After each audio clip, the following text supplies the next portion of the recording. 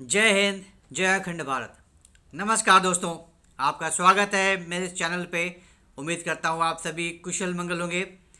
जब एक seasoned politician prime minister या प्रेसिडेंट बनता है, उसका काम करने का तरीका एक तरह का होता है, और अगर कोई सीजन्ड बिजनेसमैन प्राइम मिनिस्टर या प्रेसिडेंट बनता है तो उसका काम करने का तरीका बिल्कुल अलग होता है। ये हमने देखा है अमेरिका के परिप्रेक्ष्य में। करेक्ट। जब जो बाइडेन प्रेसिडेंट बने थे, he was a seasoned politician, पूरी ज़िंदगी उन्होंने पॉलिटिक्स की। लेकिन जब डोनाल्ड ट्रंप प्रेसिडेंट बने तो उनका काम करने का स्टाइल बिल्कुल अलग था। वो एक थरो बिजनेसमैन है और उनका काम करने का तरीका बिल्कुल अलग था जो बाइडेन से। चाहे वो फर्स्ट टर्म में आए थे, चाहे वो अभी सेकंड टर्म में आए हैं, उनका काम करने का तरीका बिल्कुल ही अलग है। जिस अंदाज से वो डीलिंग करते हैं, जिस अंदाज से वो अपनी बातें करते हैं, जिस अंदाज से उनका जो नज़रिया देखने को मिलता है अलग अलग विषयों पर, अलग अलग सब्जेक्ट्स पे, वो बिल्कुल अलग होता है। जिस तरीके से वो डील कर रहे हैं अलग अलग कंट्रीज़ के साथ, वो उनके प्रीडिसेसर्स ने नहीं किया है। जिस तरीके से जो बाइडेन ने डील किया अलग अलग कंट्रीज़ के साथ अलग अलग मुद्दों पे, जो डोनाल्ड ट्रंप बिल्कुल अलग हैं। इन बिल्कुल ही अलग अंदाज है उनका डील करने का, बिल्कुल ही बेबाक, बिंदास, ब्लंट, बिल्कुल मुंह पर साफ साफ बोलना। अब बीइंग अ बिजनेसमैन उनको पता है कि भैया हर एक पैसे का हिसाब कैसे लेना है। अब हमने सब देखा है, सुना है यूएस एड के बारे में कि millions and billions of dollars US add में दिए गए इतने सालों से दूसरे दूसरे देशों को, अलग अलग ऑर्गेनाइजेशंस को, फॉर अंडर सम प्रिटेक्स्ट और दी अदर। और अब ये बातें निकल कर आ रही हैं कि इन सारे फंडिंग का कितना गलत इस्तेमाल हुआ है। I mean billions of dollars have gone in the wrong hands, और बहुत गलत चीज़ें हुई हैं, बहुत बड़े बड़े कांड हुए हैं, और उसके पीछे ये फंडिंग्स रही हैं। इसकी वजह से डोनाल्ड ट्रंप ने मना कर दिया, बंद कर दिया, अब मैं देता ही नहीं, जाओ। इस चक्कर में जो सही जेन्युइन फंडिंग्स थी जहां ऑर्गेनाइजेशन पे, वो भी मारे गए हैं, उनकी फंडिंग रुक गई है, अब उनके हाथ कट गए हैं। लेकिन अब उनके हाथ भी कट गए हैं जो गलत तरीके से इस फंड्स का इस्तेमाल कर रहे थे। तो अब डोनाल्ड ट्रंप ने साफ बोल दिया, भैया मुझे एक एक पैसे का हिसाब चाहिए। अब ऐसे ही पैसा नहीं मिलेगा। बहुत ऐश कर लिया, बहुत मज़े कर लिए यूएस के पैसों पर, अब नहीं। Enough is enough. अब एक एक पैसे का हिसाब देना होगा। हमने इतने पैसे दिए, उसका क्या किया, सही सही लेखा जोखा बताओ।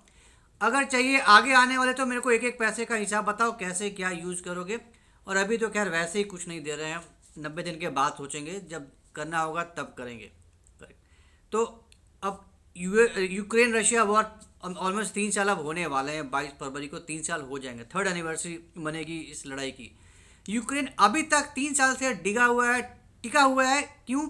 वो यूएस के बल पे टिका हुआ है। यूएस ने पूरा सपोर्ट किया है, चाहे वो पैसा हो, चाहे आर्म्स हो, वेपन्स हो, हर तरीके से अमेरिकन पैसों पर वो टिका हुआ है। क्योंकि यूक्रेन तो ऑब्वियसली बहुत ज़्यादा छोटा है, कोई औकात नहीं है रशिया के आगे। लेकिन क्योंकि इतने सपोर्ट था, नेटो देशों ने सपोर्ट किया, यूएस ने सपोर्ट किया, बहुत बड़े पैमाने पर सपोर्ट किया। एड पेड दिए जा रहे हैं, दिए जा रहे हैं, दिए जा रहे हैं, आर्म्स एम्युनिशन दिए जा रहे हैं, एक से बढ़कर एक नो खेप दिए जा रहे हैं, इसलिए टिका हुआ है आज के डेट में। अब जब से ट्रंप ने मना कर दिया कि अब मैं नहीं देता, अब मैं यूक्रेन को पैसा नहीं मिलने वाला, तब से सांसें टंग गई हैं जेलेंस्की की। गला सूखा हुआ है कि अब क्या करें, अब नहीं आएगा तो हम क्या करूँगा। अब साफ बोल दिया ट्रंप ने, भैया लड़ाई बंद करो, पैसे नहीं मिल रहे हैं, लड़ाई बंद करो। और जो मैंने एक हमने ये अमेरिका ने जो पैसे दिए हैं बिलियंस ऑफ डॉलर्स, एक एस्टिमेट के हिसाब से तकरीबन 170-75 बिलियन डॉलर अमेरिका ने दिया है जेलेंस्की को। डोनाल्ड ने कहा हमें एक एक पैसा का हिसाब चाहिए, हमें एक एक पैसा वापस चाहिए सूद समेत। और ये डिमांड किया है कि भैया तुम पैसे तो तुम दोगे नहीं कैश में, हमें रेयर अर्थ में वापस करो। रेयर अर्थ हम सब जानते हैं, it's a group of 17 very rich minerals. बहुत ही उनका उनका कोई सब्सिट्यूट नहीं होता है।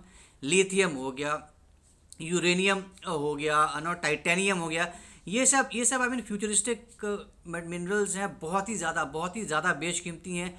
और ये बहुत बड़े पैमाने पर यूज़ होता है, चाहे वो कंज्यूमर टेक्नोलॉजी हो, सेल्स फोन्स हो गए, हार्ड ड्राइव्स हो गया, इलेक्ट्रिक व्हीकल्स हो गए, हाइब्रिड व्हीकल्स हो गए, और भी बहुत सारी चीज़ें जिनका अब आने वाला समय अब इन्हीं चीज़ों का होने वाला है, इन्हीं टेक्नोलॉजीज़ का होने वाला है। और ये मिनरल्स, ये रेयर मिनरल्स ही ये सारे के सारे चीज़ों को ड्राइव करते हैं। तो डिपेंडेंस बहुत ज़्यादा है। जिसके पास ये है वो आज के डेट में राजा है, और कल आने वाले समय में भी वो राजा होगा।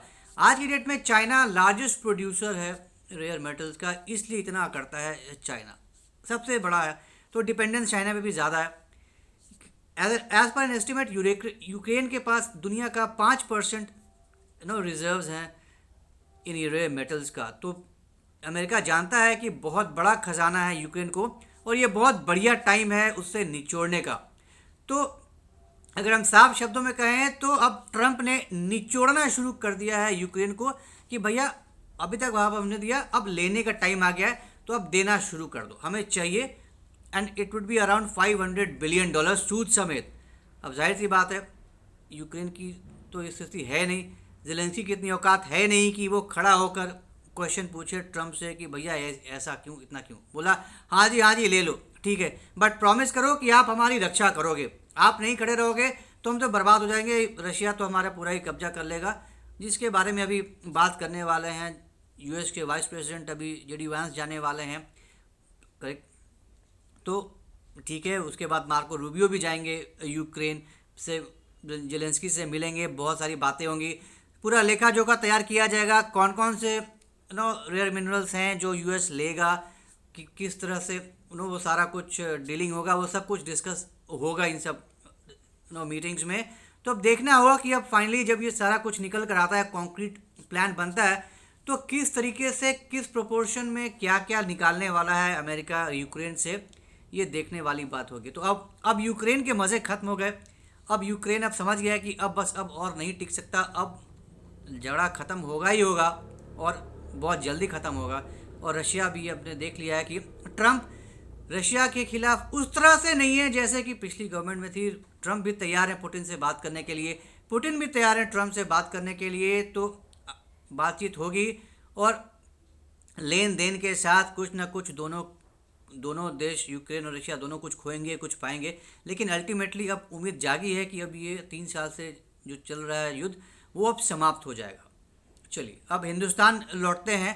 तेजस के बारे में हम सब जानते हैं, बहुत ही शानदार धुआंधार तेजस, जिसके पीछे पूरी दुनिया आंख लगा के बैठी है। इंडिया का आज के डेट में सबसे बड़ा हथियार निकलकर पैदा हुआ है अगर हम एयरक्राफ्ट की बात करें तो HAL Hindustan aeronautics limited Indian air force को बहुत बड़े पैमाने पर तेजस सप्लाई करने वाला है।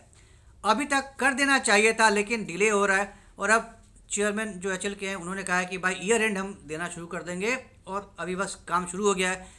जी से हमें इंजन्स नहीं मिल रहे थे इसलिए हम नहीं दे पा रहे थे, अब सब बातचीत हो गई है, ट्रांसफर टेक्नोलॉजी हो गई है, अब हमने बनाना शुरू भी कर दिया है। 3 बन गए हैं जो भी एरो शो में वो पार्टिसिपेट भी कर रहे हैं। तो बाय ईयर एंड अब हम सब कुछ देना शुरू कर देंगे। Air chief marshal AK Singh वो बहुत गुस्सा है इस चीज़ को लेके कि अभी तक नहीं मिला, एनफ इज एनफ, वो बहुत ज़्यादा गुस्सा है। एयर शो में, एरो जो भी चल रहा है एरो शो, उसमें उन्होंने अपना गुस्सा जाहिर भी किया है कि बहुत हो गया, इस तरह से काम नहीं चलता, बिल्कुल मज़ा नहीं है यार। मतलब HAL हमारी कंपनी है, हम लोगों ने काम किया है, और ये बिल्कुल सही नहीं कर रहा है HAL की, इतना डिले किया है। बहुत ज़्यादा ज़रूरत है एयरफोर्स को तेजस की, और इतना डिले तो बिल्कुल एक्सेप्टेबल नहीं है। तो इट्स हाई टाइम HAL बिल्कुल तैयार हो जाए, जितनी जल्दी हो सके सप्लाईज शुरू करें, ताकि हमारी जो स्ट्रेंथ है, हमारी जो वीकनेसेस हैं, उसको हम कम कर सकें और हम तैयार हो सकें। क्योंकि हम सब जानते हैं कितना बड़ा थ्रेट है चाइना, कितना बड़ा है इंडिया। तो इस तरह से सिक्योरिटी के साथ खिलवाड़ नहीं किया जा सकता, और अब जितनी जल्दी हो सके इसको आना ही आना है। तो HAL ने प्रॉमिस किया है कि बाय ईयर एंड वो देना शुरू कर देगा। तो अब देखना होगा कि बाय ईयर एंड एक्चुअल में मिलना शुरू होता है कि नहीं होता है। ठीक है, जो फर्स्ट डिलीवरी होनी है वो बाय ईयर एंड हो जाएगी। तो let's hope for the best. देखते हैं कितनी जल्दी सप्लाई शुरू होती है, और कब तक बहाने बनाता रहता है HAL की अभी नहीं, आज नहीं, कल नहीं, ये होता रहेगा। देखते हैं क्या होता है, करेक्ट। तो will have to wait and watch. अब भाई पॉलिटिक्स है, होता है, ये सब कुछ होता है, और खैर लेट्स वेट एंड वॉच, देखते हैं आगे चलकर क्या होने वाला है। तो उम्मीद करता हूँ आपको आज का ये डिस्कशन पसंद आया होगा। तो अगर ये कंटेंट पसंद आया तो हमारे इस वीडियो को लाइक करिए, शेयर करिए, और हमारे चैनल को सब्सक्राइब करना बिल्कुल मत भूलिएगा। तो जल्दी मिलेंगे एक ऐसे नए इंटरेस्टिंग वीडियो के साथ, तब तक के लिए नमस्कार।